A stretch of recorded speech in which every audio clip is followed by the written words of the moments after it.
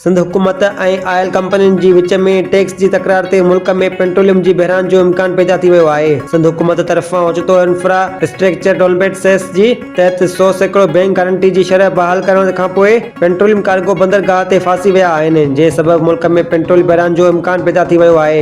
Report मूजिबि सिंध हुकूमत तरफ़ां डेवलपमेंट सेस 1994 में लागू कयो वियो, जंहिं जे ख़िलाफ़ पेट्रोलियम कंपनियूं हाई कोर्ट ऐं पोइ सुप्रीम कोर्ट वयूं, जंहिं ते सुप्रीम कोर्ट सिंध हुकूमत जे हक़ में फ़ैसिलो ॾिनो। अदालती फ़ैसिले खां पोइ सिंध हुकूमत सेस लॻाइण जो फ़ैसिलो कयो आहे। उन हवाले सां पेट्रोलियम कंपनियुनि ऐं सिंध हुकूमत जे विच में मैकेनिज़म हली रहियो हो। उन जे तहत कंपनियूं फिनिश प्रोडक्ट जे कार्गो खे मंझराईंदियूं हुयूं ऐं उन जी बदिली सिंध हुकूमत खे अदायगी जे लाइ अंडरटेकिंग ॾिनी वेंदी हुई, पर हाणे कंपनियूं सेस जी अदायगी न करे रहियूं आहिनि, जंहिं सबबि सिंध हुकूमत फ़ैसिलो कयो आहे त जेसीं ताईं सेस न ॾिनो वेंदो अंडरटेकिंग जी बुनियाद ते क्लियरेंस न थींदी। उन करे हाणे उन जे लाइ 100% बैंक गारंटी ॾियणी पवंदी। ॿिए तरफ़ उन हवाले सां कंपनी हथ मथे करे छॾिया आहिनि ऐं वफ़ा खां मुदाख़लत जी दरख़्वास्त पिणु कई आहे। कंपनियुनि जो मौक़िफ़ आहे त प्राइसिंग में शामिल कयो वञे। असां उन जो बार न खणंदासीं जॾहिं त पुराणा बकाया जात बि उन में शामिल कया वञनि।